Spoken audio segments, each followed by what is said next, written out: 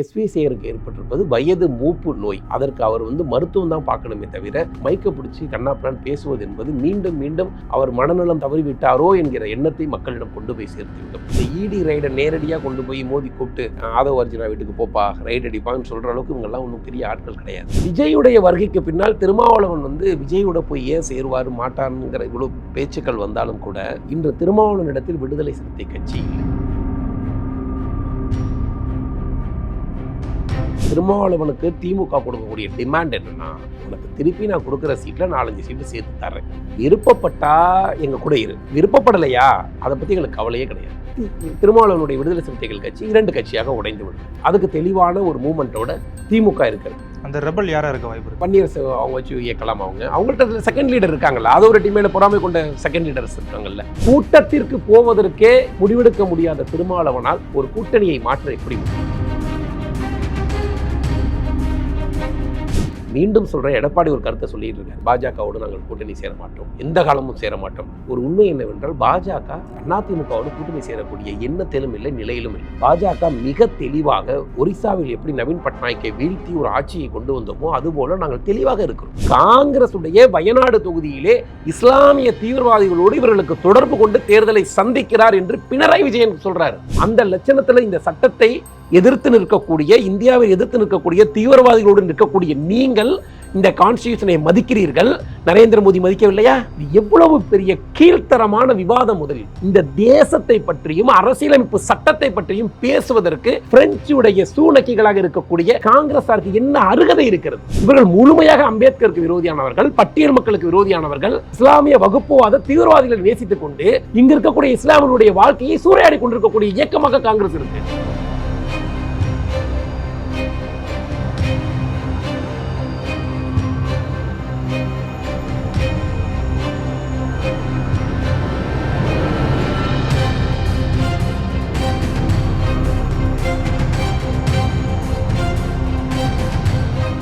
பேசு தமிழா பேசு நேயர்களுக்கு வணக்கம். இன்று நம்முடன் இணைந்திருக்கும் சிறப்பு விருந்தினர் திரு DS பாண்டியராஜ் அவர்கள். வணக்கம் சார். வணக்கம் சார். தமிழக பாஜகவில் ரொம்ப நாளாக இருந்தவர் எஸ்வி சேகர் இப்போ சமீபத்தில் அவர் கட்சியிலிருந்து வெளியேறி இருக்கிறத அவரே சொல்றாரு.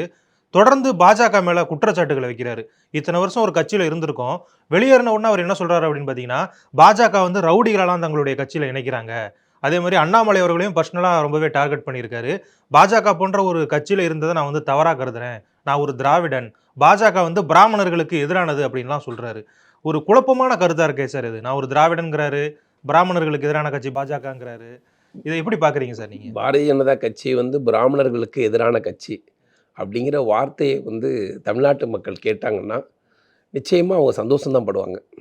எந்த மாதிரியான பிராமணர்களுக்கு நாம் எதிராக இருக்கிறோம், இதுதான் நம்மளுடைய கேள்வி. இப்போ நாங்கள் பிராமணருக்கு எதிரான கட்சியாகத்தான் இருக்கிறோம், அதில் மாற்றுக்கிறதே கிடையாது. சுயநலத்திற்காக எதை வேண்டுமானாலும் பேசலாம், எப்படி வேணாலும் இருக்கலாம்.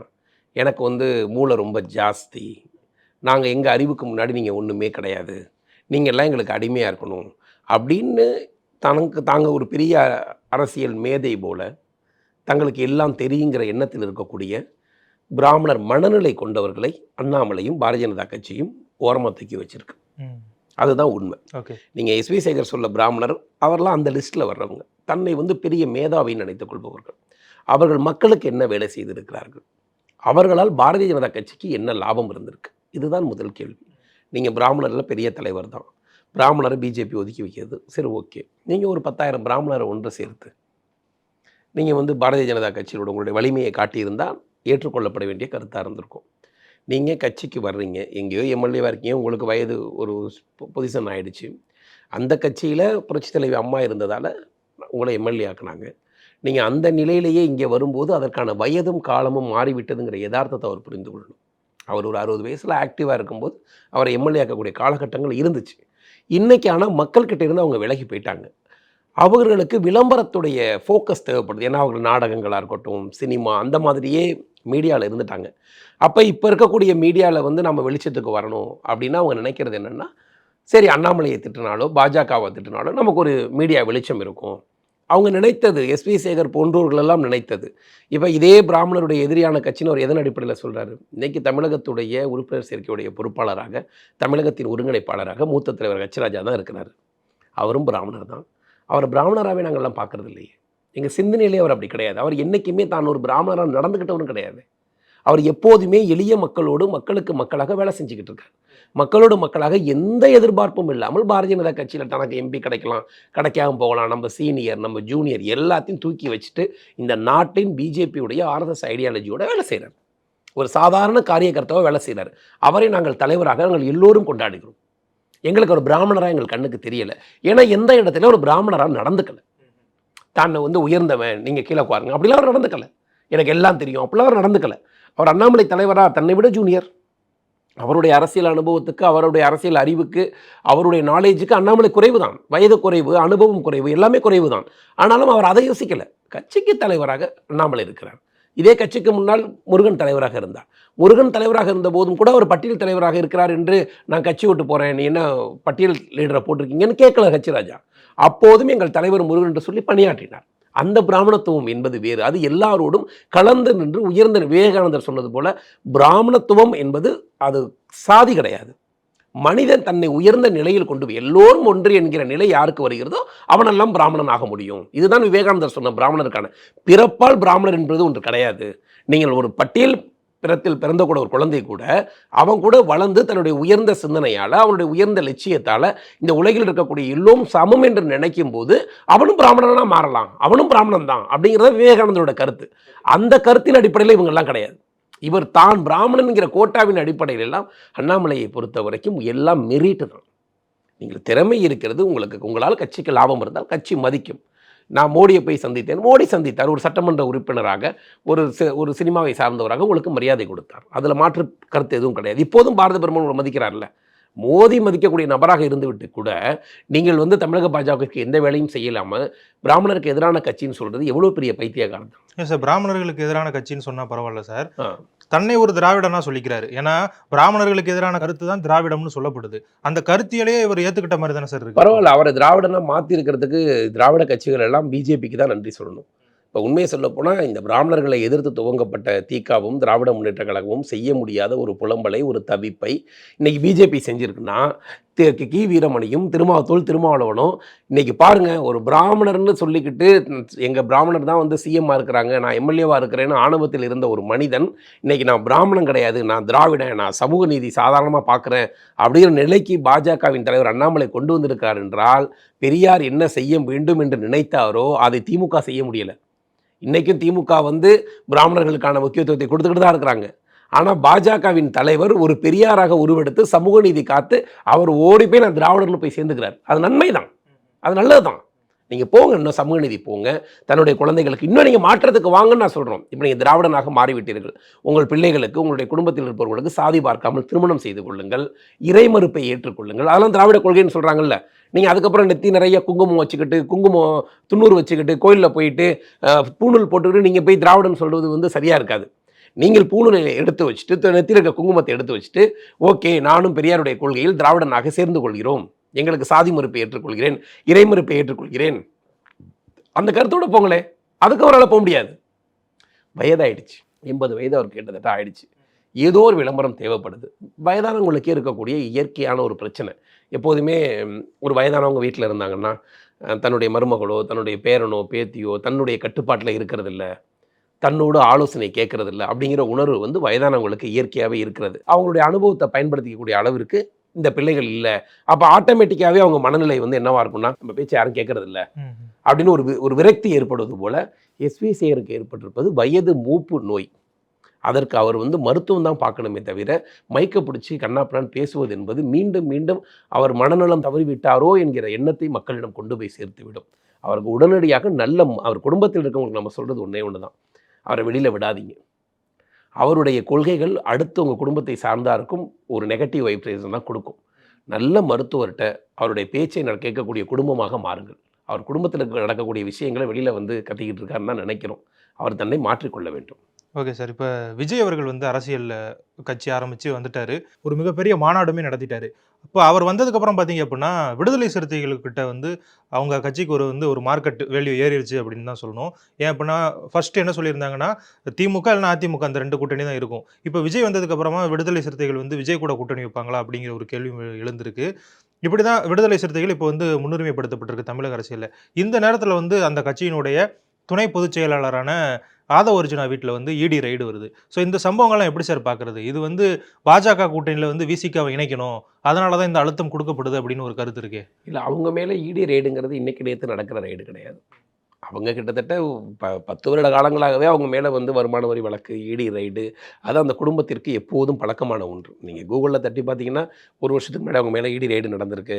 அவங்க எப்போதுமே இடிக்கு பதில் சொல்லக்கூடிய இடத்துல தான் இருக்கிறாங்க. அவங்க செய்யக்கூடிய தொழில் சூழல் அப்படி இருக்குது. அதனால அவங்க மேல இந்த இடி ரெய்ட நேரடியா கொண்டு போய் மோதி கூப்பிட்டு, ஆதவ அர்ஜுனா வீட்டுக்கு போப்பா, ரெய்டு அடிப்பான்னு சொல்ற அளவுக்கு இவங்கலாம் ஒண்ணும் பெரிய ஆட்கள் கிடையாது. இன்னைக்கு இந்திய பாஜக இருக்கக்கூடிய இடத்திற்கு ஆதவ அர்ஜுனாவை கூப்பிட்டு, திருமாவளவனை கூப்பிட்டு சேர்த்துக்கிற நிலைக்கெல்லாம் இவர்களெல்லாம் பெரிய தலைவர்கள் கிடையாது. அப்படிப்பட்ட தேவை இன்று பாஜகவிற்கு இல்லை. தலைவர்கள் இல்லைங்கிற வார்த்தையை கூட பாஜக மதித்து அவங்களெல்லாம் போய் கெடுக்கிற அளவுக்கான தலைவர்கள் இல்ல. அவங்க தலைவர்கள் தான். அவங்க சமூக மக்களுக்கு அவங்க தலைவர்கள் தான். அதில மாற்று கருத்து இல்ல. விஜயுடைய வருகைக்கு பின்னால் திருமாவளவன் வந்து விஜயோட போய் ஏன் சேருவார் மாட்டான்ங்கிற இவ்வளோ பேச்சுக்கள் வந்தாலும் கூட, இன்று திருமாவளவனிடத்தில் விடுதலை சிறுத்தை கட்சி இல்லை. இல்லையா சார்? அவர் தானே ஆமா. சார் தலைவரா இருக்காரு. ஏன்னா முகமா இருக்காரு. அவரால இருக்க முடியாதுன்னு நான் சொல்றேன்னா, கட்சியில ஒரு தாழ்த்தப்பட்ட மக்களுக்காக நான் ஒரு மாற்றத்தை கொண்டு வரப்போகிறேன் என்று வீதி வீதியாக முழங்கி, நீண்ட நெடுங்காலம் கிட்டத்தட்ட 30, 32 வயசுல கட்சி துவங்கி, இந்த இந்த ஒரு மீடியா வெளிச்சத்துக்கு வராமல் ஒரு கட்சி நடத்துவது என்பது இயல்பானது கிடையாது. மீடியா வெளிச்சம் ஈஸியா கிடைச்சிருச்சுன்னா, அத நடத்துறது ஈஸி. ஆனா இன்னைக்கு விஜய் ஒரு மாநாடு போட்டாரு அப்படின்னா, மீடியா வெளிச்சம் இருக்கு அவங்களுக்கு. ஆனா வெளிச்சத்துக்கே வராம ஒரு கிராமத்துல இருந்து கட்சியை துவங்கி அதை சென்னையில கொண்டு வந்து சேர்த்து, அதுல ஒரு பாராளுமன்ற உறுப்பினர் உருவாக்குவது, ஒரு எம்எல்ஏ உருவாக்குவது கடினமான வேலை. அந்த வேலையை திருமாவளவன் செய்திருக்கிறார்.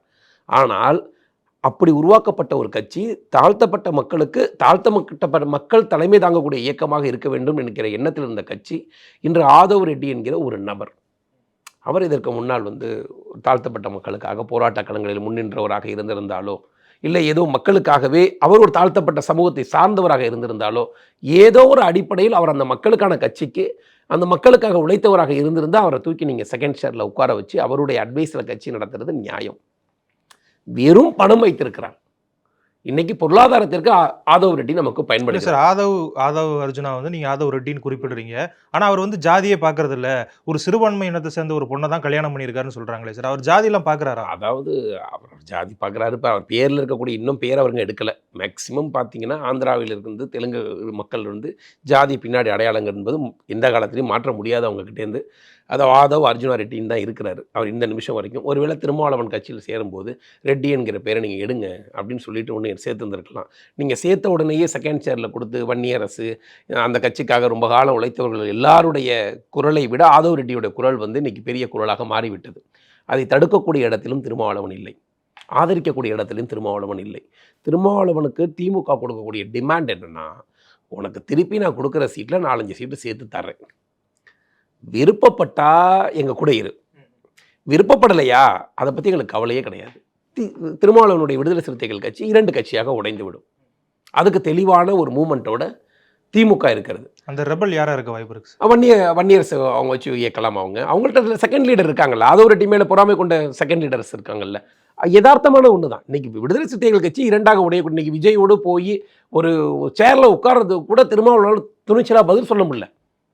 ஒரு அம்பேத்கருடைய புகழுக்கு ஒரு நடிகர் விஜய் போன்ற ஒரு சினிமாக்காரர் வந்து உட்கார்ந்தா இன்னும் கொஞ்சம் அம்பேத்கர் போய் சேருவார் தான். நம்ம வந்து சினிமாக்காரங்களுடைய புகழ் வெளிச்சத்துக்கு ஒரு மரியாதை இருக்கிறது. அந்த நிகழ்ச்சியில் ஒரு ரஜினிகாந்த் போய் உட்கார்ந்தால் கூட சாதாரண மனிதர்கள் உட்காருவதற்கும் ஒரு சினிமாக்காரங்க அம்பேத்கரை பற்றி பேசும்போது ஒரு அடித்தட்டு மக்களுக்கும் இன்னும் போய் அம்பேத்கர் போய் சேருவார். அந்த மேடையை அம்பேத்கரின் புகழை பயன்படுத்துவதற்கு யாராக இருந்தாலும் ஒரு உண்மையான அம்பேத்கரை நேசிப்பவர்கள் பயன்படுத்திக் கொள்ளணும். ஆனால் திருமாவளவன் அந்த முடிவில் கூட என்ன நினைக்கிறாருன்னா பதஷ்டமாயிடுறாரு. நான் கட்சியில் இருக்கக்கூடிய குழுவெல்லாம் கேட்டு ஏன்னா அந்த நிகழ்ச்சியை விடுதலை சிறுத்தை கட்சி நடத்தலை, விஜய் கட்சி நடத்தலை.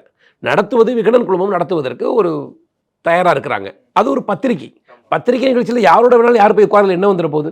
அம்பேத்கர் இந்த நாட்டின் எல்லாருக்கும் பொதுவானவர் தானே. அதுக்கு போவதற்கு கூட திருமாவளவனுக்கு தயக்கமாக இருக்குது. கூட்டத்திற்கு போவதற்கே முடிவெடுக்க முடியாத திருமாவளவனால் ஒரு கூட்டணியை மாற்ற எப்படி முடியும்? இன்று கையெறுகு நிலையில் திருமாவளவன் போயிட்டார். இரண்டாவது அவங்க ஏற்கனவே வச்ச செக் என்னென்னா விடுதலை சிறுத்தை திருமாவளவனுக்கு செல்வ பெருந்தகையை காங்கிரஸின் தலைவராக மாற்றியிருப்பது. அது திமுகவுடைய பங்கு மிகப்பெரிய பங்கு. திமுகவை பொறுத்தவரை செல்வ பெருந்தகை வந்து தலைவராக இருக்கணும். ஏன்னா நமக்கு வந்து என்னைக்கு திருமாவளவன் நம்ம கிட்டேருந்து போனாலும் அந்த பட்டியல் மக்களுடைய வாக்குகளை பிரிப்பதற்கு செல்வ பெருந்தகை சென்னையில் பயன்படுவார். அவங்க சென்னை டாமினேஷனில் நமக்கு பயன்படும். திருமாவளவன் வெளியில் போயிட்டா பாமக உள்ளவர தயாராக இருக்கிறாங்க. இதில் ஒன்றும் மாற்று கருத்து கிடையாது அவங்களுக்குள்ள. ஸோ விடுதலை சிறுத்தைகள் கட்சிக்கு கூட்டணியில் ஒன்றும் வேல்யூலாம் ஏறல. விஜய் வருகைக்கு பின்னால் விஜய் வெர்சஸ் திருமாவளவன்ங்கிற அரசியல் களத்தில் அது இருக்குது. அது அவங்க 2 பேருக்குள்ள சண்டையாகத்தான் கட்சி இருக்கிறது. விஜய் திமுகவை போட்டி போட்ட காலம் போய், அதிமுகவை போட்டி போட்ட காலம் போய், விஜயுடைய அரசியல் நிலைப்பாடு என்பது நாளுக்கு நாள் திருமாவளவனோடு சண்டையிடக்கூடிய காலத்துக்கு வந்துட்டாங்க அவங்க. சீமான் கூட குறைத்து மதிப்பிடக்கூடிய அளவிற்கு விஜயுடைய கட்சி மாறிவிட்டது. அடிப்படை என்னன்னா, சித்தாந்தம் இல்லாமல், கொள்கை இல்லாமல், புதிய லட்சியம் இல்லாமல் ஒரு இயக்கத்தை தாண்டோடித்தனமாக ஒரு பெரிய கூட்டத்தை வைத்துக்கொண்டு இந்த கட்சியை துவங்கிட்டோம்னா வாக்குகளாக மாறாது. இது யதார்த்தமான ஒன்று. கட்சிக்கு அமைப்பு வேண்டும், வலிமையான பூத்து வேண்டும், கொள்கை சார்ந்த போர் வீரர்கள் வேண்டும். அவங்க ஒரு 40 எம்எல்ஏவே அதிமுக கொடுக்குதுன்னு வச்சுக்கோங்களேன். 40 எம்எல்ஏ எத்தனை எம்எல்ஏ கையில் நிற்கும்னு நினைக்கிறீங்க? கட்சி கவர்மெண்ட் ஃபார்ம் பண்ண ஒரு 10-20 நாளில் 30 எம்எல்ஏ தூக்கிட்டு போயிடுவாங்க. அப்போ விஜய் கூட்டணிக்கு போனாலும் ஒரு 3-6 மாதத்தில் தனியாக தான் போய் உட்காந்துருக்க போகிறாரு. சரி, தனியாக நின்று பார்த்தாருனாலும் அவரால் தொகுதிக்கு 5000 வாக்குகளுக்கு மேலே வாங்க முடியாது. 234 தொகுதிகளுக்கும் ஒரு வேட்பாளர் கிடைப்பது, அந்த வேட்பாளர் 5 கோடி ரூபாய் செலவு செய்யணும். செலவு இன்றைக்கி யதார்த்த அரசியல் அதுதான். அதை செய்யக்கூடிய அளவிற்கு விஜய்க்கு இன்றைக்கி அந்த மாதிரியான பலம் சூழல் இல்லை. விஜய் கூட்டணிக்கும் போக முடியாது, தனியாகவும் இருக்க முடியாது. எதுவாக இருந்தாலும் விஜய் 2026 வரைக்கும் பேசப்படக்கூடிய ஒரு அரசியல் கட்சியாக இருக்கும். அதற்கு பின்னால், தேர்தலுக்கு முன்னால் அது பேசப்படக்கூடிய கட்சியாக இருக்காது. விஜயின் வருகை திருமாவளவனை அரசியல் களத்திலிருந்து அகற்றி இருக்கிறது. இதுதான் உண்மை. துணிச்சலாக பேச சொல்லுங்களேன். திமுக வேணா கூட்டணி ஆட்சி பற்றி பேச சொல்லுங்களேன். கூட்டணி ஆட்சி ஒரு வீடியோவை பரப்புவதற்கு கூட துணிச்சல் இல்லாத திருமாவளவன் எப்படி ஒரு கூட்டணி ஆட்சி நிர்பந்தப்படுத்தி கூட்டணி பேசுவார்? ஒரு வீடியோ, அவர் பேசிய ஒரு வீடியோவை, ஒரு செய்தியை அவருடைய ட்விட்டர் பேஜில் எடுத்து போட்டால் அதுக்கே பயப்படுறாரு. இல்லை சார், இப்போ திமுகவும் பயந்துருக்குன்னு சொல்கிறாங்களே சார். ஏன்னா வாரிய தலைவர் பதவியை கொடுக்குறாங்க. காங்கிரஸ் உள்ளிட்ட முக்கிய தலைவர்களுக்கு எம்எல்ஏ சீட்டு கொடுக்காதம விரக்தியில் இருப்பாங்கல்ல, அவங்களுக்கெல்லாம் வாரிய தலைவர் பதவி கொடுக்குறதா முன் வந்திருக்காங்கலாம் சொல்லப்படுது. ஸோ திமுகவும் லைட்டாக பயந்துருக்காங்க. இல்லைங்க சார், திமுகவிற்கு கிரவுண்டில் வந்து பார்த்தீங்கன்னா பெரிய நெகட்டிவ் இமேஜ் கிரியேட் ஆகிடுச்சு. அதை பெற்றுக்கொள்ளக்கூடிய இடத்தில் சரிசமமான எதிர்க்கட்சியாக அதிமுக இல்லை. காரணம், அதிமுக சொந்த கட்சியும் கூட்டாக இல்லை, கூட்டணி கட்சியோடும் நல்ல தொடர்பில் இல்லை. எடப்பாடி வந்து ஒரு அரசியல்வாதியாக, ஒரு எதிர்க்கட்சி தலைவராக தோல்வி அடைந்தவர். ஒரு முதல்வராக வெற்றி பெற்ற எடப்பாடியால் கட்சியின் பொதுச் செயலாளராக, ஒரு எதிர்க்கட்சி தலைவராக அவரால் எந்த முடிவுகளையும் சுதந்திரமாக எடுக்கக்கூடிய ஐடியாலஜி அவர்கிட்ட இல்லை. இல்லை சார், ஜெயலலிதா அவர்கள் இருந்த பொழுதே இப்படி தானே சொல்லுவாங்க. அதாவது 4.5 வருஷம் அவங்க வந்து கொடநாட்டில் இருப்பாங்க, கடைசி 6 மாதத்தில் வந்து அரசியல் பண்ணி மீண்டுமே ஆட்சி. அவங்க என்ன பண்ணிடுவாங்கன்னா, அந்த பாராளுமன்ற தேர்தல் வருது பார்த்தீங்களா, எப்போதெல்லாம் அம்மா வந்து ஆட்சியை பிடிக்கணுங்கிற காலகட்டங்கள் வருதோ அதற்கு முன்னால் நடக்கக்கூடிய பாராளுமன்ற தேர்தலில் ஆளுங்கட்சியை காலி பண்ணிடுவாங்க. நீங்கள் முத வரும்போது 40க்கு 40 எடுத்த காலகட்டங்களாக இருக்கட்டும், அதற்கு முன்னால் திமுக கூட்டணி பாதிக்கு பாதி தோற்கடித்த காலங்களாக இருக்கட்டும், அந்த பாராளுமன்ற தேர்தலிலேயே ஒரு அம்மா வந்து ஒரு ரிசல்ட்டை காட்டிடுவாங்க. கட்சி தொண்டர்களுக்கு ஒரு உற்சாகத்தை கொடுத்துருவாங்க. ரைட், ஓகே, ஒரு 3 வருஷம் திமுக ஆளுதுன்னா 3வது வருடமே அதோடைய தோல்வியை பாதியாக்கிடுவாங்க. ஆட்டோமேட்டிக்காகவே மக்களும் கட்சி தொண்டர்களும் ஓகே நம்ம கவர்மெண்ட் வரப்போகிறோங்கிற மனநிலைக்கு வந்துடுவாங்க. ஆனால் எடப்பாடி வாஷ் அவுட் ஆகிட்டார். ஓகே, நீங்கள் சட்டமன்ற தேர்தலில் 0வாக கூட இருக்கட்டும், அவர் நல்ல ஒரு வலிமையான ஒரு எதிர்க்கட்சியாக தான் வந்து உட்கார்ந்துருக்காரு. அதற்கு பின்னால் வரக்கூடிய பாராளுமன்றத்தில் அந்த 65-66 சட்டமன்றத்தில் இருக்கக்கூடிய ஒரு 12 தொகுதிகளையாவது அவர் தக்க வைக்கணும். யதார்த்தமாக அவர் தக்க வைக்கணும். ஒரு சின்ன விஷயம், அதிமுகவுடைய கோட்டை கோயம்புத்தூர், பொள்ளாச்சி. அந்த பொள்ளாச்சி பாராளுமன்றத்தில் இருக்கக்கூடிய 6 சட்டமன்றம், நீங்கள் 6 சட்டமன்றத்தை எடுத்துக்கிட்டிங்கன்னா கிணத்துக்கடவு, தொண்டாமுத்தூர், பொள்ளாச்சி, வால்பாறை, உடுமலைப்பேட்டை, மடத்துக்குளம், இந்த 6 சட்டமன்றத்திலும் வலிமையாக இருப்பது 6 சட்டமன்ற உறுப்பினர்களும் அதிமுக. நீங்கள் பொள்ளாச்சி எடுத்தீங்கன்னா பொள்ளாச்சி ஜெயராமன் முன்னாள் மந்திரியாக இருந்தவர், துணை சபாநாயகராக இருந்தவர், கொறடாவாக இருந்தவர், வலிமையான ஒரு தலைவர். தொண்டாமுத்தூர் எஸ்பி வேலுமணி, கிணத்துக்கடவு தாமோதரன் அமைச்சராக இருந்தவர், மடத்துக்குளம் மகேந்திரன் வலிமையான பாராளுமன்ற உறுப்பினராக இருந்தவர், மக்கள் செல்வாக்குள்ள ஒருவராக இருந்தார். வால்பாறையில் ஒரு பட்டியலின சட்டமன்ற உறுப்பினர். அப்போ நீங்கள் கிட்டத்தட்ட உடுமலைப்பேட்டையிலையும் உடுமலை KS அந்த ராதாகிருஷ்ணன் முன்னாள் அமைச்சர் அவர். அப்போ இந்த 6 சட்டமன்றத்திலையுமே கிட்டத்தட்ட இருக்கக்கூடிய நபர்கள் முன்னாள் மந்திரிகளாக இருந்தவர்கள். அவர்கள் தன்னுடைய 3 சட்டமன்றத்திலே பாரதிய ஜனதா கட்சியை விட குறைவான வாக்குகள் பெறுகிறார்கள். இதுதான் மக்கள் வாக்குகளுடைய யதார்த்தத்தை சொல்கிறேன். ஏன்னா பாரதிய ஜனதா கட்சிக்கு சட்டமன்ற உறுப்பினர் கிடையாது.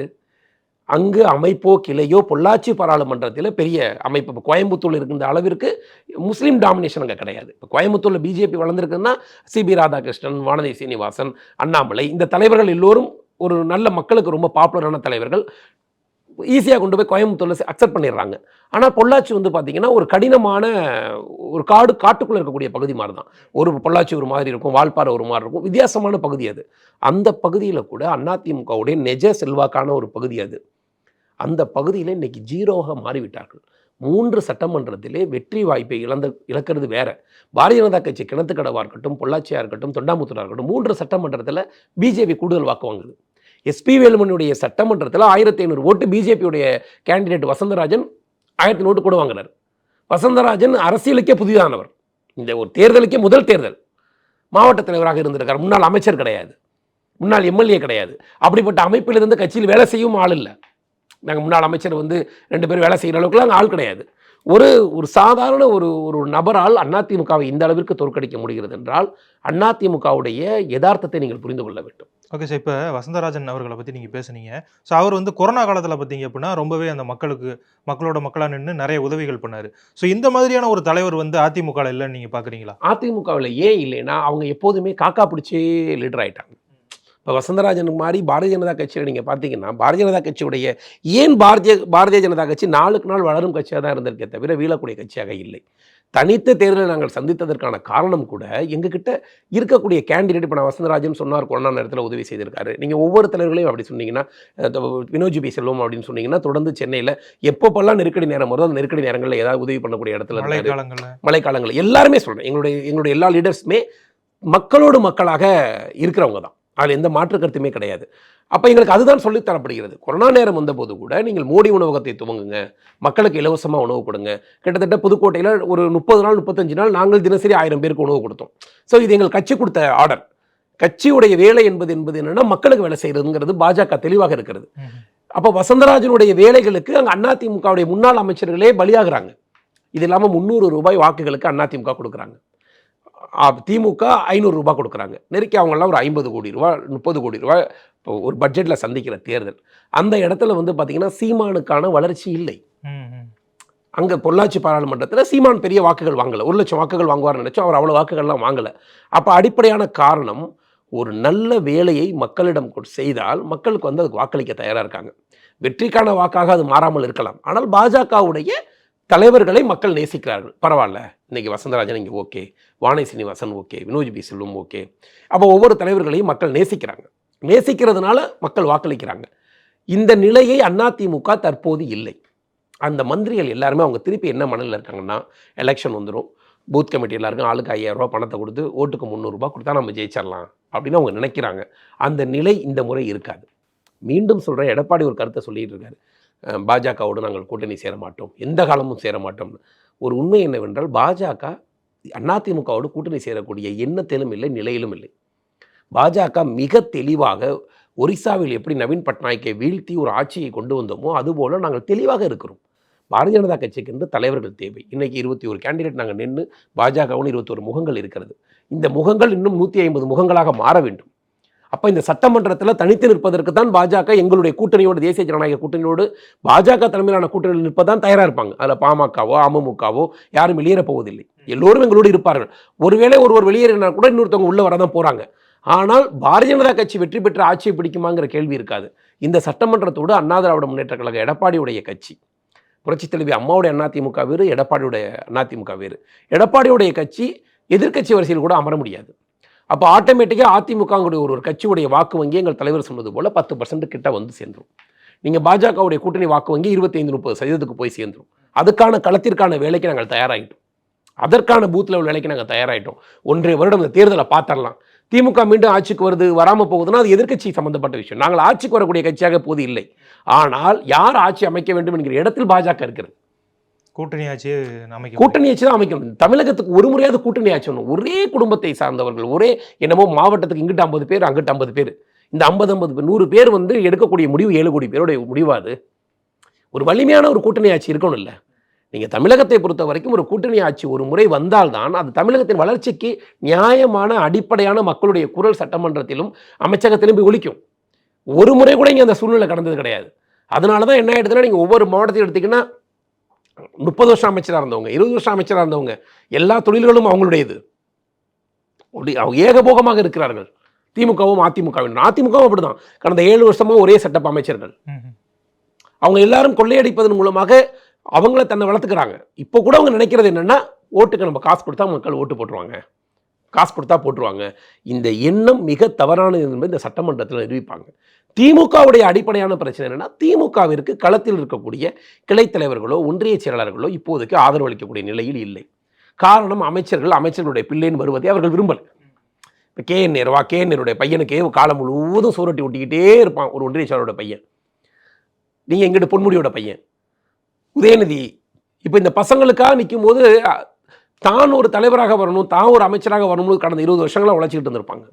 நம்ம இன்னைக்கு ஒரு வருஷம் உழைக்கிறோம், நாம் ஒரு எம்பியா வரணும், நாம் ஒரு எம்எல்ஏ வரணுங்கிற எண்ணத்தில் தான் உழைக்கிறாங்க. ஆனால் அந்த இடத்தை நேரடியாக அவங்கவுங்க மகன்கிற காரணத்தினால வந்து எல்லா மாவட்டங்களையும் ஃபில் பண்ணிடுறாங்க. அப்போ ஆட்டோமேட்டிக்காக அங்கே இருக்கக்கூடிய கீழ்நிலையில் இருப்பவர்களுக்கு கொஞ்சம் ரோசம் வர ஆரம்பிச்சிருச்சு. அவங்க நீங்கள் வேணால் பாருங்கள், ஏன் உள்ளாட்சி தேர்தலில் கூட தள்ளி போட்டுக்கிட்டு இருக்க திமுக வலிமையாக இல்லை. நீங்கள் உள்ளாட்சி தேர்தலை சந்தித்தால் திமுகவுடைய நிலைமை தெரிஞ்சு போயிடும். ஏன்னா உள்ளாட்சி தேர்தலில் ஜெயிச்சா கூட அந்த ஒன்றிய கவுன்சிலர்களை ஓட்டு போடுறது, சேர்மன் ஓட்டு போடுறது, இந்த ஓட்டுக்கெல்லாம் போட்டு வாங்கி கொடுக்குற அளவுக்கு திமுகவுடைய கட்டமைப்பு இன்று வலிமையாக இல்லை. கேட்கக்கூடிய இடத்துல இல்லை. உள்ளாட்சி தேர்தலை தள்ளி தள்ளி தான் போட்டுட்டு தான் இருப்பார் ஸ்டாலின். வலிமையாக இருந்த தேர்தலை சந்திக்கலாம்ல. இந்த திமுகவுடைய மனநிலை திமுக கூட்டணி தலைவர்களுக்கு தெரிகிறது. நீங்கள் ஒன்றும் வலிமையாக இல்லை, விருப்பப்பட்டால் பாருங்கள், இல்லைனா நாங்கள் பார்த்துக்குறோம், நாங்கள் அதிமுகவோட போய்க்கிறோம். அதிமுகவோட போகிறதுனால ஒன்றும் அதிமுக பெருசாக உயர்ந்துட போகிறதில்லை. ஏன்னா இதை விட பெரிய டிமாண்ட் அதிமுக கொடுப்பாங்க. இந்த நிலை, இந்த முறை கூட்டணி ஆட்சி வரக்கூடிய ஒரு தொங்கு சட்டமன்றம் தான் அமைய போகுது. Okay sir. இப்போ ராகுல் காந்தி அவர்கள் வந்து சமீபத்தில் ஒரு ஸ்பீச் கொடுத்துருக்காரு. அதில் அவர் என்ன சொல்லியிருக்காரு அப்படின்னா, மோடி அவர்கள் வந்து கையில் வந்து அரசியலமைப்பு சாசன புத்தகத்தை வச்சிருக்காரு, அவருக்கு வந்து அது ரெட் கலரில் இருக்குன்னு மட்டும்தான் தெரியும், அதுக்குள்ளே என்ன இருக்குது அப்படிங்கிறத அவர் படித்ததே கிடையாது, அதனால தான் அரசியலமைப்பு சாசனத்துக்கு எதிராகவே செயல்பட்டுக்கிட்டு இருக்காருன்னு ஒரு கருத்து சொல்கிறாரு. இது உண்மைதானா சார்? இல்லை, அரசியலமைப்பு சாசனத்தை பற்றி பேசுவதற்கு முதல் ராகுல் காந்திக்கு என்ன யோகிதை இருக்குங்கிறதா இங்கே கேள்வி. ஒட்டுமொத்த அரசியல் அமைப்பையுமே உங்கள் கையில் வச்சுக்கிட்டு நீங்கள் சீரழித்தது இந்தியாவில் இருக்க அத்தனை மக்களுக்கும் தெரியும். இன்றைக்கி கான்ஸ்டியூஷன் புக்கை கையில் வச்சு நாங்கள் இந்த புக்கை கும்பிட்றோம் அப்படின்னு சொல்கிற நீங்கள், அந்த புத்தகத்தை எழுதின அம்பேத்கருக்கே பாராளுமன்ற வேட்பாளரை தோற்கடித்தவர்கள் தானே. புத்தகத்தை எழுதியவருக்கே சேர் கொடுக்காதவங்க தானே. அம்பேத்கரை வணங்காத நீங்கள், அம்பேத்கரை நேசிக்காத நீங்கள், அந்த புத்தகத்தை நாங்கள் நம்புகிறோம், நாங்கள் வணங்குறோம்னு சொல்கிறதுல என்ன இருக்குது? இந்த நாட்டின் உச்சபட்ச ஜனாதிபதி ஒரு பொறுப்புக்கு ஒரு தலித்திலிருந்து, ஒரு பழங்குடியிலிருந்து நாங்கள் வேட்பாளரை அறிவிக்கும் போது, அன்று நீங்கள் இந்த கான்ஸ்டியூஷன் புத்தகத்தை மதிப்பவராக இருந்திருந்தால் நீங்கள் ஆப்போசிட் கேண்டிடேட் ஏன் நிப்பாட்டுறீங்க? நிப்பாட்டக்கூடாதுல்ல. நீங்கள் அன்னைக்கு என்ன செய்தீர்கள்? நாங்கள் இந்த நாட்டில் ராம்நாத் கோவிந்தை கொண்டாந்து நாட்டின் வேட்பாளராக நிப்பாட்டுகிறோம். அன்னைக்கு நீங்கள் அந்த புத்தகத்தை எழுதிய அம்பேத்கர் கனவு கண்டார், இந்த நாட்டின் முதல் குடிமகனாக ஒரு சாதாரண தலித் சமூகத்திலிருந்து, பட்டியல் சமூகத்திலிருந்து வரக்கூடிய நபர் இருக்கணும்னு வேண்டிக்கிட்டாரு. அந்த காட்சி நடக்குது. அது நடக்கும்போது நீங்கள் பரவாயில்ல, நீங்கள் ஒரு பட்டியல் சமூகத்தை நிப்பாட்டுறீங்க, நாங்கள் ஆதரவு கொடுக்கணும்ல, நீங்கள் வந்து நிற்கணும். அன்னைக்கு நீங்கள் வராத நீங்கள் குறிப்பிட்ட சமுதாயத்தை குறித்து, மோடி என்கிற ஒரு குறிப்பிட்ட சமுதாயத்தை குறித்து பிரச்சாரம் செய்யக்கூடிய நீங்கள், காங்கிரசுடைய வயநாடு தொகுதியிலே இஸ்லாமிய தீவிரவாதிகளோடு இவர்களுக்கு தொடர்பு கொண்டு தேர்தலை சந்திக்கிறார் என்று பினராயி விஜயன் சொல்றாரு. கூட்டணியில் வேற இருக்காரு. கூட்டணியில் இந்தியா கூட்டணியோட லட்சணம் பினராயி விஜயன் சொல்லக்கூடிய வார்த்தை, தீவிரவாதிகளோடு தொடர்பு கொண்டு வயநாடு தேர்தலை ராகுல் காந்தியும் பிரியங்கா காந்தியும் சந்திக்கிறார்கள், அங்கிருந்து நிதி வாங்கி கொண்டு சந்திக்கிறார்கள். தீவிரவாதிகளோடு நீங்க தொடர்புல இருக்கீங்கன்னு கரடியே காரி துப்புன மூவ்மெண்டா கம்யூனிஸ்ட் பினராயி விஜயன் ஒத்துக்கிறார். அதை அந்த மாநிலத்துடைய தொடர் முதலமைச்சர். அந்த லட்சணத்தில் இந்த சட்டத்தை எதிர்த்து நிற்கக்கூடிய, இந்தியாவை எதிர்த்து நிற்கக்கூடிய தீவிரவாதிகளோடு நிற்கக்கூடிய நீங்கள் இந்த கான்ஸ்டியூஷனை மதிக்கிறீர்கள், நரேந்திர மோடி மதிக்கவில்லையா? இது எவ்வளவு பெரிய கீழ்த்தரமான விவாதம். முதலில் இந்த தேசத்தை பற்றியும் அரசியலமைப்பு சட்டத்தை பற்றியும் பேசுவதற்கு பிரெஞ்சுடைய சூனக்கிகளாக இருக்கக்கூடிய காங்கிரஸாருக்கு என்ன அருகதை இருக்கிறது? இந்த நாட்டில் புதிய சட்டம் வருகிறது, பாரத சட்டத்தை நாங்கள் கொண்டு வருகிறோம், அந்த சட்டத்தை நீங்க ஆதரிக்கணும்ல. இந்த நாடு ஒரு பாரதத்திற்கென்று ஏன் எவ்வளவு காலம் தான் ஆங்கிலேயுடைய சட்டத்தையே கொண்டு வரணும்? ஒரு புதிய சட்டமுறைகளை நம்ம கொண்டு வரோம்ல. அப்ப நீங்க அந்த சட்டத்தை ஆதரித்தீர்களா? அப்போது இந்த அரசியலமைப்பு சட்டத்தை நீங்கள் மதித்தீர்களா? பாராளுமன்றத்தில் அவையிலே கூடி முடிவெடுக்கக்கூடிய அத்தனை முடிவுகளும் அரசியல் சாசன சட்டப்படி தானே இருக்கு. அயோத்தியில் ராமர் கோவில் தீர்ப்பை யார் கொடுத்தா? நீதிமன்றம் கொடுத்து. இந்த நீதிமன்றம் எந்த புத்தகத்திலிருந்து வருது?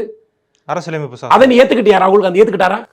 அயோத்தியில் கோயில் வருது ரொம்ப சந்தோஷம், நீதிமன்றம் கொடுத்திருக்கு, அம்பேத்கருடைய அரசியல் சாசனம் அமைப்பு சட்டம் தான் புத்தகத்தில் கொடுத்திருக்க செய்தி, இது மதிக்கிறோம்னு சொன்னியா? நீங்கள் எந்த சட்டத்தை, உச்சநீதிமன்றத்துடைய சட்டத்தை முதல்ல ஏற்றுக்கொண்டீர்கள்? அப்புறமேல சட்டத்தை பத்தி பேசுறதுக்கு இருக்கட்டும். சும்மா புத்தகத்தை எவனோ கையில கொடுத்து இதில் ஆட்டுன்னா என்ன இருக்காது? வேணா ஒரு நாள் ராகுல் காந்தி வந்து ஒட்டுமொத்தமாக ஒரு மேடையிலே எங்களுடைய தலைவர்கள், இளம் தலைவர்களோடு உட்கார்ந்து அரசியல் சாசன சட்டத்தை பற்றி வாதிப்போம். எந்த அளவிற்கு ராகுல் காந்தி குடும்பமே வந்து உட்காரட்டும். உண்மையாக பேசுவார்களா? பேச வருவார்களா? இந்த சட்டம் இங்கே இருக்கிறது என்று. இவர்கள் முழுமையாக அம்பேத்கருக்கு விரோதியானவர்கள், பட்டியல் மக்களுக்கு விரோதியானவர்கள், இஸ்லாமிய வகுப்புவாத தீவிரவாதிகளை நேசித்துக் கொண்டு இங்க இருக்கக்கூடிய இஸ்லாமியருடைய வாழ்க்கையை சூறையாடி கொண்டிருக்கக்கூடிய இயக்கமாக காங்கிரஸ் இருக்கு. இங்க இருக்கக்கூடிய இஸ்லாமியனோ, தமிழ்நாட்டில் இருக்கக்கூடிய அபுபக்கர் பாயோ, பக்ரிசாம் பாயோ எங்கேயாவது போய் உட்கார்ந்துக்கிட்டு தீவிரவாதிக்கு ஆதரவு கொடுக்கக்கூடிய காங்கிரஸை ஆதரிக்க வேண்டும் நினைப்பாரா? இஸ்லாமிய தீவிரவாதத்திற்கும் சாதாரணமாக வாழக்கூடிய இஸ்லாமியருக்கும் என்ன சம்பந்தம் இருக்கு? அப்ப நீ அந்த தீவிரவாதத்தை போய் ஆதரிச்சுக்கிட்டு இதுதான் இந்திய இஸ்லாம்னு சொல்ற மாதிரி இருக்குல்ல. இங்க இருக்கக்கூடிய ஒட்டுமொத்த இஸ்லாமிய மக்களையும் அவமானப்படுத்துற வேலையா தானே இருக்கு. முதலில் ராகுல் காந்தி தன்னை இந்த தேசத்திற்கு கூடிய 2 விசால ஒரு உரிமையை காலி பண்ணிட்டு ஒரு நாட்டின் குடிமகனாக இருக்கட்டும். 2 நாட்டின் குடிமகனாக அம்மாவை வச்சுக்கிட்டு இந்த நாட்டு ஆளலான்னு பார்க்க நினைக்கிறது முதல்ல வெளியேறட்டும். முதலில் அவர்கள் இந்தியர்களாக மாறட்டும், பாரத மக்களாக மாறட்டும். அப்புறம் அரசியலமைப்பு சட்டத்தை பற்றி நரேந்திர மோடி என்ன சொல்றாரு, என்ன செய்யறாருன்னு பார்த்துக்கலாம். சார், சமீபத்தில் வந்து முன்னாள் பிரதமர் நேரு அவர்களுடைய பிறந்தநாள் விழா நடந்தது. அதில் தமிழக காங்கிரஸ் கமிட்டியினுடைய தலைவராக இருக்கக்கூடிய திரு செல்வ பெருந்தகை வந்து ஒரு ஸ்பீச் கொடுக்குறாரு. அதில் அவர் என்ன சொல்கிறார் அப்படின்னா, இந்தியா வந்து சுதந்திரம் அடைகின்ற பொழுது ஒரு குண்டூசி கூட தயாரிக்க முடியாத அளவில் தான் இருந்தது. திரு நேரு அவர்கள் தான் ஒரு புரட்சியை ஏற்படுத்தி இன்னைக்கு இந்தியாவை இந்த அளவுக்கு வளர்த்துருக்காரு. ஆனால் பாஜகவும் மோடியும் என்ன சொல்கிறாங்க அப்படின்னா, இவரை வந்து ஒரு தேச விரோதின்னு குறிப்பிடுறாங்க. தேசத்துக்கு எதிராக நிறைய வேலைகளை செஞ்சதா சொல்கிறாங்க. அப்படிலாம் கிடையாது. முதல்ல மோடி அவர்கள் வந்து நேரு அவர்கள் என்னென்னலாம் செஞ்சார் அப்படின்னு சொல்லிட்டு படிக்கணும்னு சொல்லியிருக்காரு. இதை நீங்கள் எப்படி சார் பார்க்குறீங்க? முதல்ல ஜவஹர்லால் நேருவை வந்து ஒரு நாட்டின் பிரதமராக நாம் மதிக்கிறோம். ஒரு முன்னாள் பிரதமர். அவரை பாரதிய ஜனதா கட்சியில் இருக்கக்கூடிய நாங்கள் எல்லோருமே எங்கள் நாட்டினுடைய பிரதமரை எப்போதும் மரியாதை கொடுக்குறோம். ஆனால் அவர் இந்த தேசத்திற்கு எதிராக இந்த தேசத்தை பற்றியான முழுமையான கலாச்சாரம் தெரியாத ஒரு நபராகத்தான் இருந்திருக்கிறார். ஏன்னா அவர் துவங்கிய பிரச்சனைகள் தான் இந்த இந்தியாவை கிட்டத்தட்ட அடுத்த சுதந்திர காலத்திற்கு பிறகும் கூட நமக்கு 75-76 வருஷம் ஆயும் இன்னமும் நமக்கு ஏற்பட்டிருக்கக்கூடிய அத்தனை தலைவலிக்கும் ஆரம்ப காலங்களில் நேரு தான் இருந்திருக்கார். என்னென்ன பிரச்சனைகள் சார்? நம்மளுடைய காஷ்மீர் பிரச்சனையை வந்து பாகிஸ்தானை பிரிக்கும் போது காஷ்மீர் பிரச்சனையை ஒழுங்காக கையாளாதக்கூடிய ஒரு நபராக தான் ஜவஹர்லால் நேரு இருந்திருக்கு. ஏன்னா அவர் காலகட்டங்களில் தான் இந்தியா பாகிஸ்தானை பிரிக்கிறாங்க. அப்போ பிரிக்கும்போது லாகூராக இருக்கட்டும், ராவல்பிண்டியாக இருக்கட்டும், கராச்சியாக இருக்கட்டும், அதெல்லாம் நம் இந்தியாவுடைய ஒரு பலமான ஒரு வணிக இடங்கள். அதெல்லாம் நிறைய இந்துக்கள் கூட வாழ்ந்த இடம். நீங்கள் கராச்சி, பாகிஸ்தான் இருக்கக்கூடிய லாகூர், ராவல்பிண்டி, இந்த மாதிரியான நகரங்கள்லாம் பார்த்தீங்கன்னா நம்ம ஊரில் இருக்கக்கூடிய கல்கத்தா, பெங்களூர், அந்த மாதிரி முழுமையாக இந்துக்களுடைய ஆதிக்கத்தில் இருந்த பகுதிகள். இந்த பகுதிகளெல்லாம் பஞ்சாப் ஓரத்தில் இருக்கிறதெல்லாம் பிரித்து கொடுக்க வேண்டிய ஜவஹர்லால் நேரு பாகிஸ்தானுடைய நெருக்கடிக்கு அந்த லியாக்கத் அலியுடைய ஒப்பந்தத்தின் அடிப்படையில் பிரிட்டிஷாரோடு சேர்ந்து கொண்டு இந்தியாவை பற்றியான கவலை இல்லாமல், இந்துக்கள் மீதான கவலைகள் இல்லாமல், இந்துக்களுடைய பெரும்பாலான பகுதிகளை அவர் அங்கே பிரித்து கொடுக்குறார். இதுதான் நடந்த உண்மை. ஏன் இந்தியா பாகிஸ்தானுக்கான ஒரு பிரிவினை நடந்ததுக்கு பிறகும் கூட அடுத்த 75-80 வருஷம் நம்ம எதிரியாகவே இருக்கிறதுக்கான அடிப்படை காரணம் அந்த லாகூரில் இருந்தவங்களாக இருக்கட்டும், கராச்சியில் இருந்தவங்களாக இருக்கட்டும், ராவல்பிண்டியில் இருந்தவங்களாக இருக்கட்டும், அங்கே இருக்கக்கூடிய இந்துக்கள் எல்லோரும் அடித்து விரட்டப்படுறாங்க. மிக கொடுமையான முறையில் அடித்து விரட்டப்படுறாங்க. நீங்கள் மன்மோகன் சிங் கூட லாகூரில் பிறந்தவர் தான். எங்களுடைய அத்வானி கூட லாகூரில் பிறந்தவர் தான். நீங்கள் இந்தியாவில் இருக்கக்கூடிய பெரிய தலைவர்கள் பலர் லாகூரை பிறப்பிடமாக கொண்டவர்கள். அந்த பகுதியை பிரித்து கொடுப்பதில் ஜவஹர்லால் நேரு அவர்களுக்கு அன்னைக்கு அந்த நாலேஜ் இல்லை. அந்த பிரச்சனையுடைய துவக்கம் தான் இந்தியா இன்னைக்கு வரைக்கும் கஷ்டப்படுறதுக்கான காரணம். அன்னைக்கு நேருக்கு இருந்த பவர் வந்து பாகிஸ்தானை பிரிக்கக்கூடிய முகமது அலி ஜின்னாவை விட ரொம்ப பவர்ஃபுல்லான இடத்துல தான் நேரு இருந்தார். அதில் ஒன்றும் மாற்றுக்கிறது கிடையாது. மவுண்ட் பேட்டனுக்கு ரொம்ப நெருக்கமாக இருந்தார். மவுண்ட் பேட்டன் இவர் என்ன சொன்னாலும் கேட்கக்கூடிய இடத்துல தான் நேரு இருந்தார்.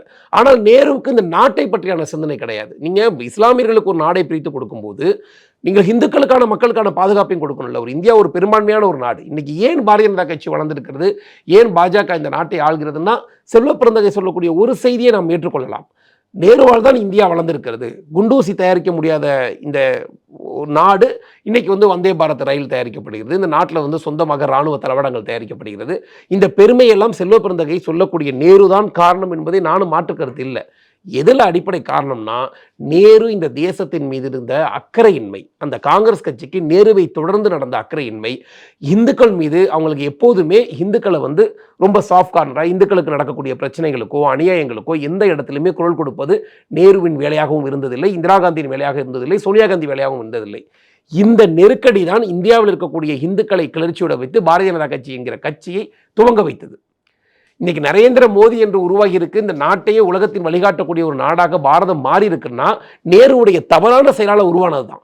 ஒருவேளை அதன் அடிப்படையில் செல்வ பிறந்தகை வேணா சொல்லலாம். நேருன்னு ஒருத்தர் இல்லைன்னா எப்படி மோடி வந்திருப்பாரு, எப்படி வாஜ்பாய் வந்திருப்பாரு, தனியாக போய் ஒரு அணுகுண்டு போடுற அளவுக்கு எப்படி தைரியம் வந்திருக்குன்னா நேருடைய அத்தனை தவறுகள். இந்த பக்கம் காஷ்மீர் பிரச்சனையை தவறுதலாக கையாண்டவர். அதே மாதிரி சீனாவுடைய தலாய் லாமா பிரச்சனை. நீங்கள் திபெத்துக்கு உரிமை கோர வேண்டிய இடத்துல அன்னைக்கு திபெத்தை உரிமை கோரி பெற்றிருக்கக்கூடிய இடத்துல தான் நாம இருந்தோம். சுதந்திர காலத்திற்கு முன்னால் கிட்டத்தட்ட சீனாவை விட வலிமையான நாடாக இந்தியா இருந்திருக்கிறது. நீங்கள் 1947 எடுத்துக்கிட்டிங்கன்னா சுதந்திரம் பெற்ற பிறகு இந்தியாவையும் சீனாவையும் நீங்கள் வெவ்வேறு தனித்தனி பகுதியாக பார்த்தீங்கன்னா நம்மளை விட அவங்க பாகிஸ்தான் மாதிரி ஒரு நாடாக தான் இருந்தாங்க. அடுத்து வந்த நிலையான அங்கே இருக்கக்கூடிய அரசு, அந்த நாட்டை நேசிக்கக்கூடிய தலைவர்கள் வந்த அரசு சீனா எவ்வளோ பெரிய முன்னேற்றத்திற்கு வந்திருக்கு. கிட்டத்தட்ட சீனா வந்து பார்த்தீங்கன்னா 1962 67களுக்கு பிறகு ஒரு 25 வருஷங்கள்ல எல்லாம் ஒரு 2000 டச் பண்ணுறப்பெல்லாம் சீனா உலகின் வல்லரசாக மாறிடுச்சு. ஆனால் அந்த காலங்கள் எல்லாம் இந்தியாவை ஆண்டு கொண்டிருந்தது இந்த காங்கிரஸ் தான். நீங்கள் உலகத்தில் பலமான கட்சியாக நேரு இருந்திருக்காருன்னு வச்சுக்கோங்களேன். இப்போ நாங்கள் பாரதிய ஜனதா கட்சி ஆட்சி ஆண்டு 11 வருடம், இதுக்கு முன்னால் ஒரு 6 வருஷம் சின்ன சின்ன கேப்பில் தான் நம்ம வர்றோம். இதுக்கிடையில பெரும்பாலான இந்தியாவை, சுதந்திர இந்தியாவை காங்கிரஸ் ஆண்டு இருக்கிறது. நம்ம சின்ன கணக்கு இந்தியாவுக்கும் சீனாவுக்கும் இருக்கக்கூடிய வித்தியாசங்களை நம்ம பார்க்குறோம். சீனா தன்னுடைய நாட்டில் இருக்கக்கூடிய ஒரு அடி பிடி மண்ணை கூட அடுத்தவங்களுக்கு கொடுக்க தயாராக இல்லை. அது இருக்கக்கூடிய தீபத்துடைய பிரச்சனையாக இருக்கட்டும், அந்த நாடுகளில் இருக்கக்கூடிய சின்ன சின்ன நாட்டு பிரச்சனையாக இருந்தால் கூட அதில் எதிர்த்து நின்று தன்னுடைய உரிமைகளை பெற்றிருக்குது. சீனா ஆளுமையாக சீன மக்களுக்கான நாடாக அங்கே இருக்கக்கூடிய தலைவர்கள் இருக்காங்க. நாடு முழுவதும் இருக்கக்கூடிய தேச ஒற்றுமை அடிப்படையை அவங்க உருவாக்கியிருக்காங்க. அங்கே நீ முஸ்லீமாக இருந்துட்டு போ, ஹிந்துவாக இருந்துட்டு போ, கிறிஸ்டினாக இருந்துட்டு போ, ஆனால் நீ எல்லோரும் கம்யூனிஸ்டாக இருக்க வேண்டும். நீங்கள் எல்லோரும் கம்யூனிஸ்ட் சித்தாந்தத்தை கூட இருக்கணும். சீனாவுடைய உழைப்பிற்காக, சீனாவுடைய முன்னேற்றத்துக்காக தான் நீ உழைக்கணும். உலகத்தில் இருக்கக்கூடிய எந்த நாட்டில் போய் நீ வேலை செஞ்சாலும் சீனாக்கார அங்கே இருக்கக்கூடிய ஒரு டைப்பை காப்பிடிச்சு சீனாவுக்கு வந்து சேர்ந்துருவான். அவன் ஜப்பானில் வேலை செய்யட்டும், சிங்கப்பூரில் வேலை செய்யட்டும், எங்கே பெரிய அதிகாரியாக இருந்தாலும் கூட அங்கே இருக்கக்கூடிய மாடலை காப்பி பண்ணி சீனாவுக்கு தான் வந்து சேரணும். அந்த அளவிற்கு தேசப்பற்றையும் அந்த நாட்டின் மீது அக்கறையும் அந்த நாட்டு தலைவர்கள் ஊக்குவிச்சாங்க. ஆனால் நம்ம நேரு என்ன செய்திருக்கிறார்? இல்லை சார், இன்னைக்கு காஷ்மீர் அப்படிங்கிறது இந்தியா கூட இருக்க அவர் தானே சார் காரணம்? இன்னைக்கு காஷ்மீர் இந்தியாவுக்கு இந்த நிமிஷம் வரைக்கும் தலைவலியாக இருக்கிறதுக்கு அவர் தான் காரணம். பாகிஸ்தானே நம்ம கூட இருந்திருக்கணுங்கிறதா நம்ம கருத்து. ஒரு விஷயத்தை நன்றாக புரிந்து கொள்ளுங்கள். இந்த பாகிஸ்தான் பிரிவினை என்பதே நேருடைய முட்டாள்தனத்தாலையும் காந்தியோட முட்டாள்தனத்தாலும் நடந்தது தான். நீங்கள் அப்படிப்பட்ட ஒப்பந்தம் போட வேண்டிய ஒரு அவசியமே கிடையாது. இந்த காங்கிரஸ் கட்சியை காந்தி கலைக்க சொல்கிறார். நீங்கள் கலைத்திருக்க வேண்டும் இல்லை? ஏன்னா காந்திக்கு தெரியும் ஜவஹர்லால் நேருவால் இந்த நாட்டை மவுண்ட் பேட்டன் ஸ்டைலில் தான் ஆள முடியும். மக்களுக்கான ஒரு மக்களாட்சி, ஒரு ஜனநாயகத்தினுடைய ஆட்சியாக அவரால் நடத்த முடியலை. இதுதான் 100% உண்மை. இதே இஸ்லாமியர்களுக்கு நாடு பிரித்த போது அம்பேத்கரையா சட்டத்துறை அமைச்சராக இருந்தபோது அவர் சொல்றாரு, நீங்கள் வந்து ஹிந்துக்களுக்கான ஒரு அப்ரூவல் சட்டத்தை இங்கே உருவாக்குங்க, ஹிந்து பாதுகாப்பிற்கான சட்டத்தை உருவாக்குங்க, பாகிஸ்தானுடைய அரசாங்கத்திடம் ஹிந்துக்களுக்கான உரிமைகளுக்காக பேசுங்கள், இதெல்லாம் பேசி நீங்கள் கொடுங்கன்னு சொல்றாரு. ஆனால் நேரு அதை புறக்கணிச்சார். அதனால தான் அம்பேத்கர் ஐயா வந்து நேருவோடு நான் பணியாற்ற விரும்பலைன்னு சொல்லி வெளியில் வந்தார். இன்னைக்கு நேருவிடம் இருந்து அவருடைய இந்தியா எதிர்ப்பு என்பதை தாண்டி இந்தியா மீது ஒரு பற்று இல்லாத ஒரு தலைவராகவே இருந்தார். அவர் வந்து ஒரு பிரிட்டிஷ்கான ஸ்டைல்லே இருந்துட்டார். வெகு காலமாக ஆங்கிலேயர்களோட கனெக்ஷன்லேயே இருந்துக்கிட்டு அவங்க கூட ரூல் பண்ணக்கூடிய ஒரு இயக்கமாகத்தான் காங்கிரஸ் இருந்தது. காங்கிரஸ் சுதந்திரம் பெற்றுத்தரக்கூடிய இயக்கமாக, பிரிட்டிஷ்காரனுக்கு எதிரியான ஒரு இயக்கமாக இல்லை. பிரிட்டிஷ்காரர்கள் மக்களிடம் பேசுவதற்கு தனக்கு ஆதரவாக ஒரு அமைப்பு தேவைப்படுது. அந்த அமைப்பாக காங்கிரஸ் வச்சுக்கிட்டான். அந்த அமைப்புக்கு ஜவஹர்லால் நேரு வந்தார்கள், காந்தி வந்தார். காந்தி நீண்ட காலம் போராடினார். காந்தியுடைய போராட்ட உணர்வுகள், அவர் அங்கப்பட்ட லண்டனில் பட்ட கஷ்டங்கள், உலக நாடு முழுவதும் ஆங்கிலேயர்களை எதிர்த்து நிற்கணுங்கிற ஒரு எண்ணம் இருந்துச்சு. அந்த எண்ணத்தின் அடிப்படையில் காந்தி கொண்டு வந்தார். ஆனால் காந்தி கொண்டு வந்த உடனேயே காங்கிரஸை கலைக்க சொன்னதற்கான அடிப்படை காரணம், இது ஆங்கிலேயர்களால் உருவாக்கப்பட்ட ஒரு அமைப்பு, இதை நம்ம கலைச்சிருவோம். அதை நேரு செய்யலை. இது வந்து இங்கே இருக்கக்கூடிய செல்வ பெருந்தகைக்கு ஏன் தெரிய வாய்ப்பில்லை என்றால், செல்வ பெருந்தகை 5 கட்சி மாறி 6வது இப்போ வந்து நேருவை சிந்திக்கக்கூடிய இடத்துல இருக்கிறார். தேசத்தையே நேசித்துக் கொண்டிருக்கக்கூடிய பாரதிய ஜனதா கட்சியோட சாதாரண தொண்டனு கூட தெரியும் ஏன் இந்த காங்கிரஸையும், இந்த நேருவையும், இந்த சோனியாவையும், இந்த இந்திரா காந்தியையும் நாம் எதிர்க்கிறோம் என்று. இதே இந்திரா காந்தி ஒரு பாரதிய ஜனதா கட்சியோட அடிப்படை ஒரு வெற்றியை பாருங்கள். நீங்கள் வங்காளதேசத்தை பிரித்து, பாகிஸ்தானிலிருந்து பிரித்து பங்களாதேஷ் கொண்டு வரும்போது, இந்திரா காந்தி ஏர்போர்ட்ல வந்து நிற்கும் போது வாஜ்பாய் சொன்ன வார்த்தை இது, உங்களை நாங்கள் துர்காவாக பார்க்கிறோம், இந்த நாட்டின் துர்காவாக பார்க்கிறோம் சொன்னோம். ஸோ நாடு தான் முதல் விஷயம். அதுக்கு பிறகுதான் கட்சி பிரிவினை எல்லாமே. நாட்டின் மீது அக்கறை உள்ள தலைவர்கள் தான். இந்த குண்டூசியிலிருந்து இத்தனை கிட்டத்தட்ட 70 ஆண்டு காலம் கழித்து நாம் வந்து வெற்றி பெறக்கூடிய இடத்திற்கு வந்ததுக்கு காரணம் நேரு. இந்த குற்றத்தை காங்கிரஸார்கள் ஒப்புக்கொள்ள வேண்டும். நான் சின்ன வித்தியாசம் சொல்றேன். சீனாவும் இந்தியாவுக்கு என்ன அடிப்படை காரணம்? நாம் இருக்கக்கூடிய நீங்கள் 1947 இந்தியாவையும் 1947 சீனாவையும் எடுத்தீங்கன்னா, நம்மை விட 50 மடங்கு கீழே இருந்த ஒரு நாடு இன்னைக்கு நம்மளை விட 30 வருஷம் முன்னாடி இருக்கிறாங்க. அதுதான் மாற்றுக்கருத்து கிடையாது. உண்மை அதுதான். அவங்களுடைய வளர்ச்சி டெக்னாலஜி எங்கேயோ போய் நிற்கிறாங்க. நாம் 30 வருஷம் பின்னாடி நிற்கிறோம். அதற்கு ஆண்டதற்கு அங்கே இருக்கக்கூடிய சீன தலைவர்கள் சீனாவிற்கு வளர்ச்சிக்காக ஆண்டார்கள். ஆனால் இந்த காங்கிரஸ் கட்சி முழுக்க ஆங்கிலேயர்களுடைய அடிமையாக தான் ஆண்டுச்சு. அதனால் நேரு என்பவர் இந்தியர்களுடைய 150 கோடி பிள்ளைகளினுடைய தலையெழுத்தை தாழ்வாக குறைத்து மதிப்பிட்டு இந்தியர்களுடைய வாழ்வை நாசம் செய்த தலைவர் என்பதில் பாஜகவிற்கு எந்த மாற்று கருத்தும் கிடையாது. ஆனால் ஒரு நாட்டின் பிரதமராக, ஒரு காங்கிரஸ் கட்சியின் மூத்த தலைவராக நாங்கள் எல்லோரும் மதிக்கிறோம். அது வேறு. அவர் செய்திருக்க சில நல்ல விஷயங்கள் இருக்கலாம், ஆனால் அது நாட்டின் வளர்ச்சிக்கு பயன்படுச்சுன்னா பயன்படலை. நீங்கள் சர்தார் வல்லபாய் பட்டேலுடைய புகழையே நேரு மறைக்கப்பட்டுதான் இருந்துச்சு, காங்கிரஸால் மறைக்கப்பட்டுதான் இருந்துச்சு. சர்தார் வல்லபாய் பட்டேல் இல்லாமல் நேருவால் வலிமையான இந்த பாரதத்தை ஒன்றிணைத்திருக்க முடியாது. இன்னைக்கு நீங்க காஷ்மீரை கொண்டு போய் நீங்க சொன்னீங்களா, காஷ்மீரை இணைத்தது வந்து நேரு தான் போய் இணைச்சான், கிடையாது. சர்தார் வல்லபாய் பட்டேலுடைய உழைப்பது. இந்த உழைப்பை எல்லாம் அவர் பின்னால் வச்சுக்கிறார். இன்னைக்கு பட்டேல் என்பவரை, சர்தார் வல்லபாய் பட்டேலை அவர் செய்த ஒட்டுமொத்த இந்த சின்ன சின்ன சிற்றரசுகள் எல்லாம் இணைத்து இந்தியாவை உருவாக்கியதை பறைசாற்றியதே பாஜக தான். அப்படி பார்த்தா வல்லபாய் பட்டேல் காங்கிரஸோட லீடர் தான். இங்க காங்கிரஸ் பாஜக என்கிற பிரச்சனை எங்களுக்கு அல்ல. நேருவும் இது போல வலிமையான செயலை செய்திருந்தால் நேருவையும் அடங்கக்கூடிய கட்சியாகத்தான் பாரதிய ஜனதா கட்சி இருந்திருக்கும். ஆனால் அதை செய்யவில்லை அவர். அதை தொடர்ந்து அந்த குடும்பத்தில் இருக்கக்கூடிய யாருமே இந்திய அக்கறை என்பதே அவர்களுக்கு கிடையாது. நீங்கள் நேருவுடைய கடைசி தலைமுறை ராகுல் காந்தி, காங்கிரஸுடைய கடைசி தலைவர். இதுதான் காங்கிரஸ், இதோடு முடிந்துவிடும்.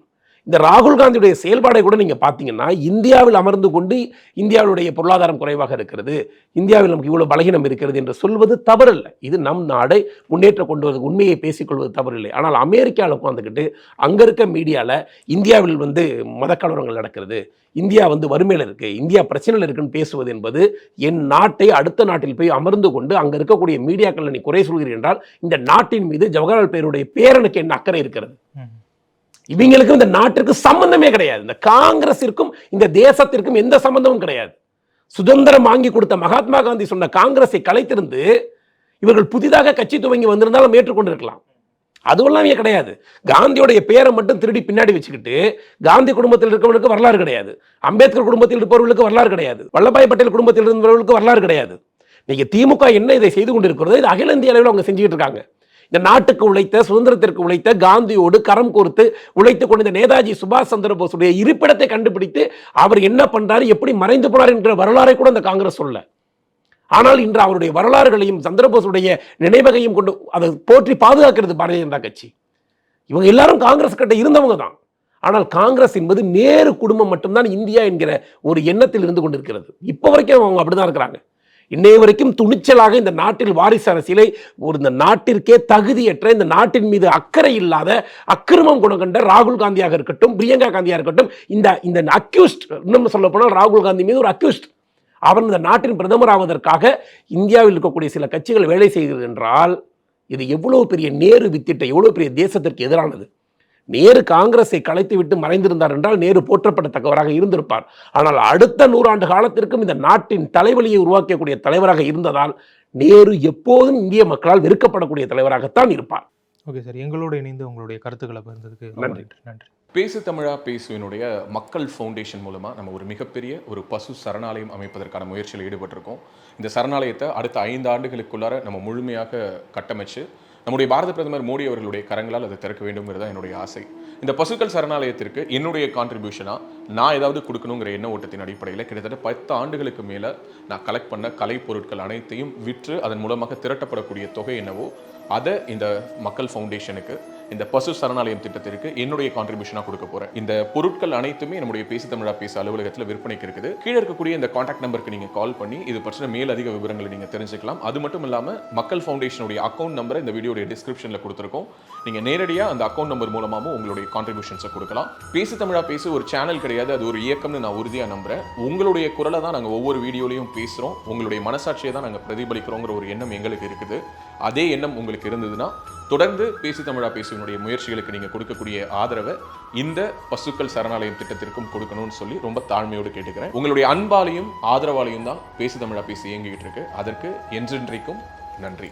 கர்மம் நல்ல கர்மம் வந்தா நல்ல குழந்தை பிறந்திருப்பான்ல. ஒரு பையன் வந்து அப்பா சட்டையை பிடிக்கிறானா நம்ம கர்மம் சரியில்லை, அந்த பையன் யாரு? இந்த மாதிரி ஆன்மீகம் மற்றும் ஜோதிடம் சார்ந்த இன்னும் பல வீடியோக்கள் பார்க்கணுமா? மறக்காம திருவருள் டிவிக்கு சப்ஸ்கிரைப் பண்ணுங்க. திருவருள் டிவியுடைய சேனல் லிங்க் இந்த வீடியோடைய டிஸ்கிரிப்ஷன்ல இருக்கு.